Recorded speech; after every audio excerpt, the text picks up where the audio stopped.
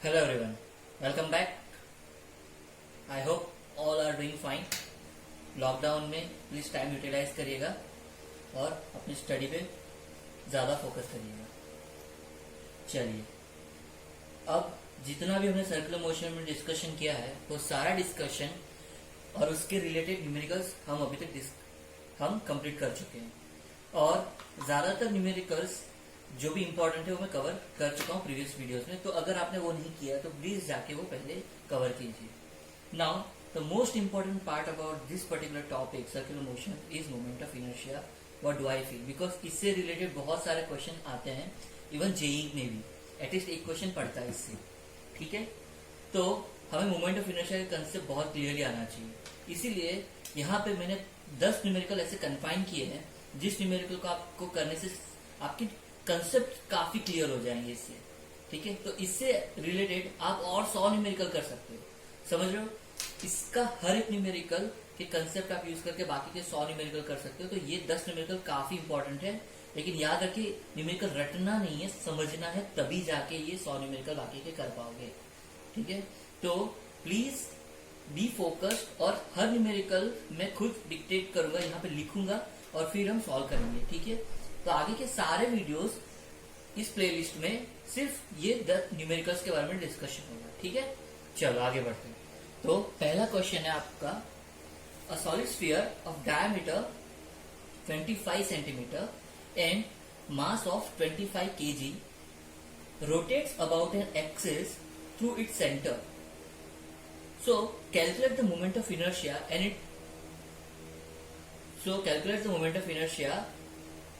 and its angular velocity changes from 2 radian per second to 12 radian per second in 5 seconds. 2 radian per second to 12 radian per second in 5 seconds. Also calculate torque. तो दो चीज निकालनी है, moment of inertia और torque. ठीक है, तो सबसे पहले अगर आप गिवन डेटा लिखते हो तो क्या क्या आपके पास है वो देखना है। ठीक है, जैसे कि प्रीवियस वीडियोस में हमने डिस्कशन किया है, सबसे पहले आपको ध्यान देना अपने डेटास पे। अगर वो आप गलत लिखते हो तो बाकी न्यूमेरिकल पूरा गलत हो जाता है। ठीक है, तो सबसे पहले क्वेश्चन ढंग से पढ़ो। पहले दिया है सॉलिड स्फीयर, तो आपको सारे स्फीयर से रिलेटेड सारे क्वेश्चन आने चाहिए। ठीक है, अगर ये आपका स्फीयर है, सॉलिड स्फीयर है अंदर, ठीक है, और ये आपका रेडियस आ रहा है यहाँ पे, तो उसने क्या दिया है, a solid sphere of diameter दिया है। Diameter is equal to 25 centimetre. सब चीजें मीटर में रखनी है, तो 0.25 मीटर। ठीक है, 25/100 एंड मास 25 kg। मास कितना दिया है, 25 kg। मास को kg में ही रखना है।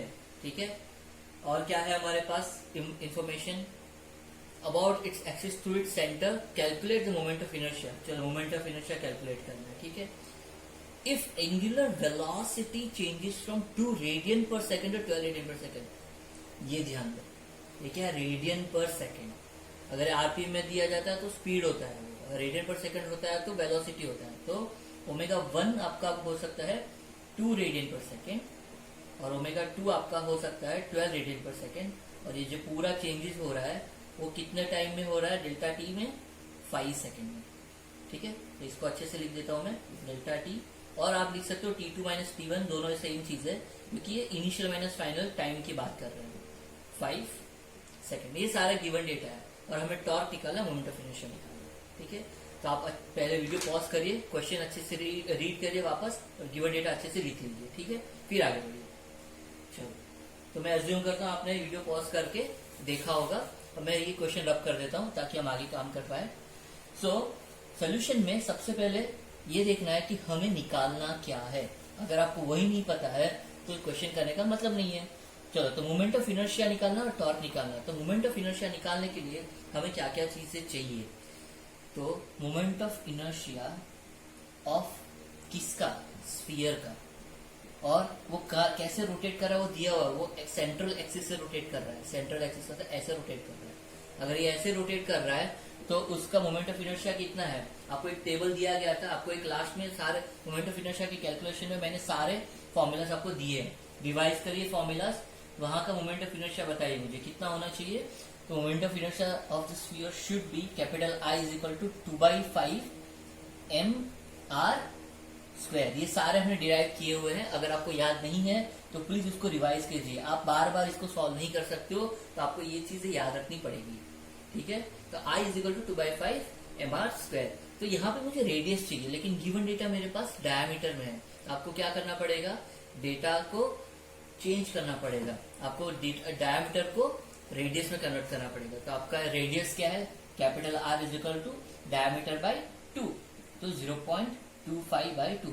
कोई अननेसेसरी कैलकुलेशन यहाँ बीच में करने की जरूरत बिल्कुल नहीं है। मास आपका कितना है, 25 kg। ठीक है, 25 kg। ω1 और ω2 दिया है 2 रेडियन पर सेकेंड और ω2 दिया है 12 रेडियन पर सेकेंड। ठीक है, और T1 माइनस T2 या T2 माइनस डेल्टा T जो आपका है टाइम चेंज, वो है 5 सेकेंड। ये सारा गिवन डेटा है, प्लीज इसको अच्छे से समझिए।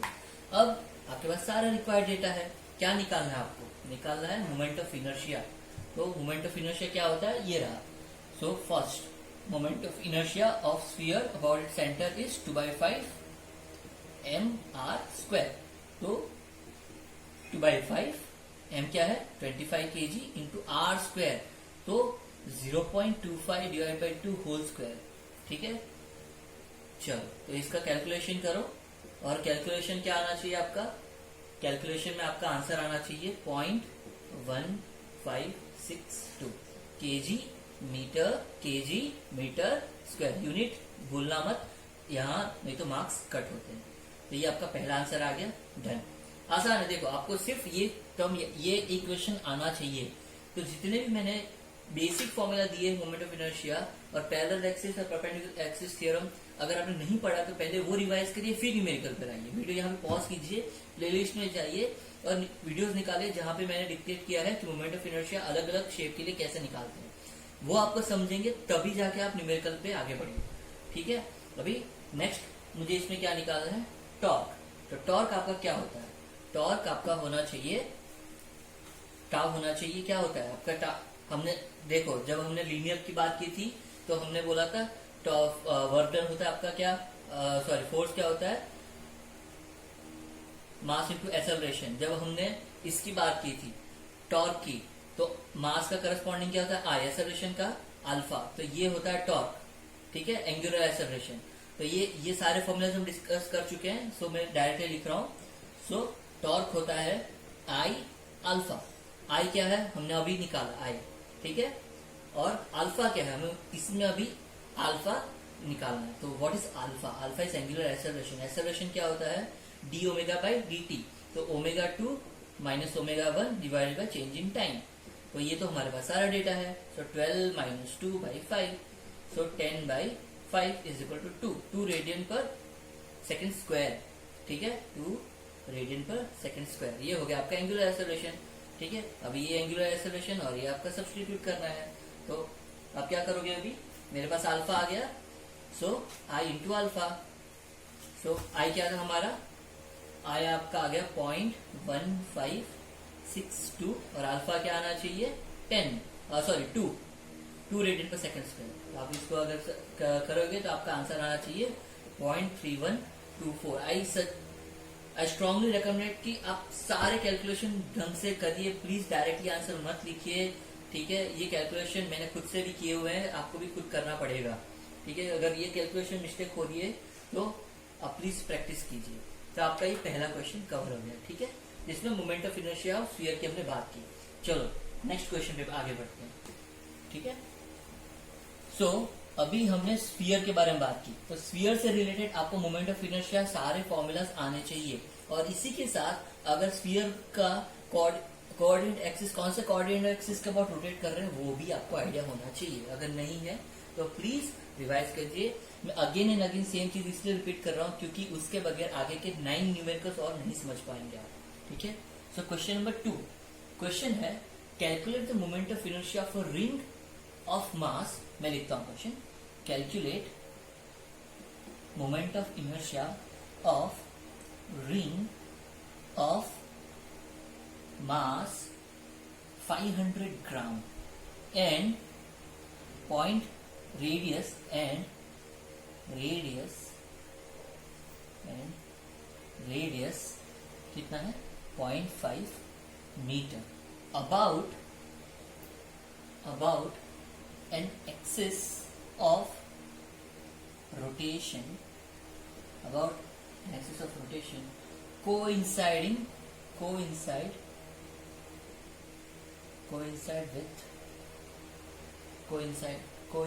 आना चाहिए, coinciding with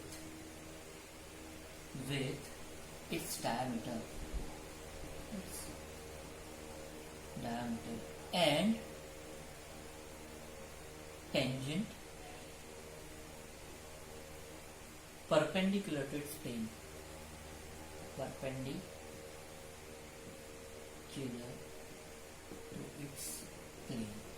पहले तो क्वेश्चन अच्छे से समझिए, ठीक है, तभी आगे बढ़ पाऊंगी। तो गिवन डेटा लिखते हैं, ठीक है। गिवन डेटा क्या है? Calculate the moment of inertia of a ring. तो आपको रिंग पता होनी चाहिए, सबसे पहले एक रिंग बनाना चाहिए, ठीक है। उसका डायमीटर आपको इन रेडियस दिया गया, ठीक है, ये आपका रेडियस, मास इसका रिंग का होता है m। तो जब ring about the centre rotate हम करते हैं, इसको याद है, ऐसा रिंग होता है और ये रिंग ऐसा अलग होता है, तो इसको रोटेट हम ऐसे करते हैं सेंटर से, तब का मोमेंट ऑफ इनर्शिया मेरे पास है, ठीक है। तो मोमेंट ऑफ इनर्शिया तब का है, और ये डिस्कशन आप आगे प्रीवियस वीडियोस में देख सकते हैं। तो क्या है given data? Mass is equal to 500 gram. तो ग्राम को पहले केजी में कन्वर्ट करो, तो मास क्या आना चाहिए? 0.5 kg, ठीक है। रेडियस क्या आना चाहिए? Radius is equal to 0.5 metre. तो इसके चेंज करने की कोई जरूरत नहीं। तो ये दोनों चीज आ गई मेरे पास। अब मुझे निकालना है, देखो मेनली जब भी मैं आई की बात करता हूँ, I is proportional to M and R, तो ये दोनों इन्फॉर्मेशन ही चाहिए। तो ये दोनों इन्फॉर्मेशन मेरे पास है, बाकी का काम कंसेप्ट का है। तो उसने क्या बोला है कि सबसे पहले मुझे निकाल के दो कि आई डी क्या होता है। आई डी मतलब moment of inertia about its diameter. देखो क्या बोला है, axis of rotation coinciding with its diameter, मतलब ये वाला एक्सिस आपका ये, ठीक है। तो इसके अबाउट आपका ये कोई भी, मतलब इसी का ये होना चाहिए। बेसिकली रिंग आपका ऐसा घूम रहा है, या अगर आप इस एक्सिस में लगा रहे तो ऐसा घूम रहा है, ठीक है, ऐसे पूरा रिंग घूम रहा है। तो तब का मोमेंट ऑफ इनर्शिया क्या है? पहला वो क्वेश्चन है। सेकंड क्वेश्चन है and tangent perpendicular to its plane, perpendicular to its plane. अगर ये प्लेन है तो इसका परपेंडिकुलर प्लेन क्या होना चाहिए? ये वाला, अगर ये वाला प्लेन, ठीक है। इसके अबाउट रोटेशन और इसके अबाउट रोटेशन निकालना है, ठीक है। तो परपेंडिकुलर टू इट्स प्लेन में आप क्या निकाल सकते हो? आप इसको डिनोट कर सकते हो आई आर से भी, ठीक है। तो ये दोनों फॉर्मूलाज आप डिराइव कर सकते हो using the parallel axis theorem and perpendicular axis theorem. तो फिलहाल मैं उसके बारे में डिस्कशन नहीं करूंगा, क्योंकि इसके लिए हम और डिस्कशन कर सकते हैं। अब इसका हम डिस्कशन कर चुके आगे। तो I D is equal to M R square by 2, और ये कैसे आएगा आप फिगर आउट करो। कैसे? Perpendicular axis theorem and parallel axis theorem, ठीक है। मैं आपको हिंट दूंगा इसी क्वेश्चन में। सो आईडी क्या होना चाहिए? M R square by 2। तो आईडी कितना है हमारा? आईडी हो गया 0.5 इंटू 0.5 होल स्क्वायर बाई 2। इसका कैलकुलेशन करो, ठीक है। तो 0.0625 kg मीटर स्क्वायर आना चाहिए आपका आंसर, ठीक है। अब moment of inertia about tangent perpendicular to its plane, ठीक है। Tangent perpendicular to its plane मतलब ये डायमीटर का प्लेन है। देखो डायमीटर ये सारे हैं, ठीक है, ये सारे डायमीटर है। अब इसका परपेंडिकुलर निकालना है, तो परपेंडिकुलर या तो तुम ऐसे निकाल सकते हो, ठीक है, या तो ऐसे भी निकाल सकते हो, ठीक है, कहीं से भी ऐसे निकालो तो सारा ये परपेंडिकुलर होगा। तो मुझे अगर मैं ऐसे रिंग रोटेट करूं तब का मोमेंट ऑफ इनर्शिया निकालना। तो आपको मैं एक हिंट दे देता हूं फॉर्मूला डिराइव करने के लिए, कि जब आपके पास moment of inertia about centre है, जो हम कैलकुलेट कर चुके एम आर स्क्वायर आता है, ठीक है। तो क्या आता है, अगर ये रिंग है, डायमीटर ये होता है, हमने इसका फॉर्मूला भी लिख दिया, ठीक है। तो सॉरी, मैं इसको अच्छे से बना देता हूँ ताकि कंफ्यूजन ना हो।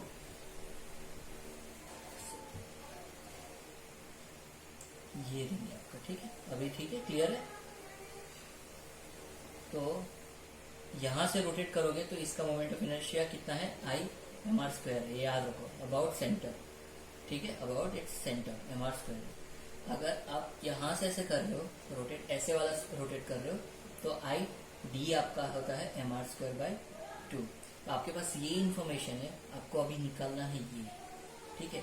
अभी देखो ये कितना है, रेडियस आर, मुझे इसके अबाउट मोमेंट ऑफ इनर्शिया पता है, मुझे इसके अबाउट निकालना है, ठीक है।